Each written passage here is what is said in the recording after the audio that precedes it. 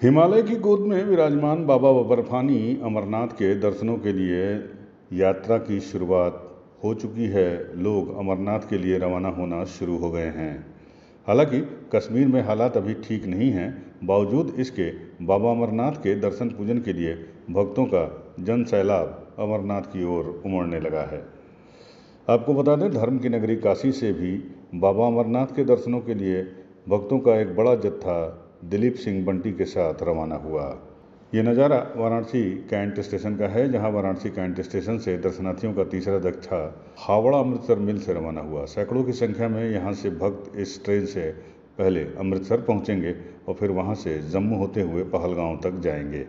इसके आगे का सफ़र आपको पता है कि पैदल ही तय किया जाता है। हर साल देश के दूसरी जगहों से के साथ साथ काशी से भी हज़ारों की संख्या में भक्त बाबा बर्फानी के दर्शनों के लिए पहुंचते हैं।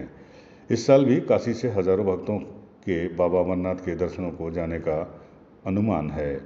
विगत 24 सालों से बाबा काशी विश्वनाथ सेवा समिति की ओर से लगभग 300 लोगों के रहने और खाने पीने की व्यवस्था अमरनाथ यात्रा के दौरान की जाती रही है।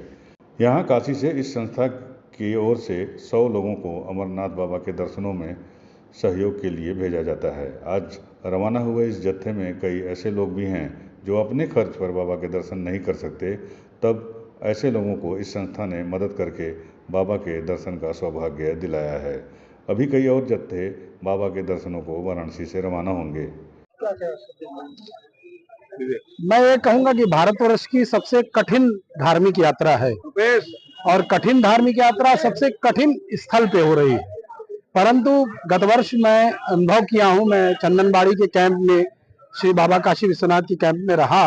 3 दिन की सेवा देने के दौरान जो मैंने अनुभव किया कि मैं सुबह यात्रियों से पूछा करता था कि आप कहाँ से, और इस सवाल का जवाब मैं सुन रहा था तो मुझे लगा कि वास्तव में मैं कह सकता हूँ सारे जहां से अच्छा हिंदुस्तान हमारा, क्योंकि वहां पर कन्याकुमारी के भी लोग और वहीं पर कश्मीर के भी लोग, वहीं पर गुजरात के भी लोग, वहीं आसाम के भी लोग एक साथ सुबह का जत्था छूटता है तो लगता है पूरे भारतवर्ष का प्रतिनिधित्व बाबा अमरनाथ के दरवाजे पे जा रहा है।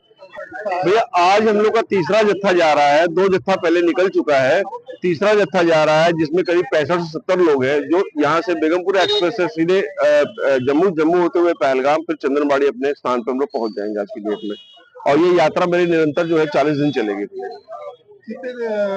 वहाँ क्या करना है, क्या करना है? जैसे हमारे यहाँ सभी लोगों को पता है कि बनारस की मेन जो है जितने व्यंजन है, पूरी कचौड़ी जलेबी से लेकर बाटी चोखा से लेकर पान का भंडार, ठंडाई का भंडार, और इस बार हम लोग विशेष रूप से मलइयों की व्यवस्था कर रहे हैं। इसके लिए यहाँ से 2 मशीनें ले जा रहे हैं और 2 मलइयों बनाने वाले कारीगर स्पेशल लेके जा रहे हैं। कोई दिक्कत परेशानी वहाँ होती है? दिक्कत प्रशासनिक अगर आप कहेंगे तो विगत जो है 6-7 सालों में बहुत व्यवस्था सुदृढ़ हुई है। सिन्हा साहब हमारे जो है समझ लीजिए कि जिसे कहते हैं बनारस वालों का विशेष ख्याल रखते हैं और बराबर हम लोग के कैंप में आके हम लोग का हालचाल पूछते रहते हैं। हम लोग को सही पूछे तो कोई भी परेशानी किसी किस्म की नहीं रही है। रुपेश और इन सभी को दर्शन करने में ये संस्था सहयोग करती रही है।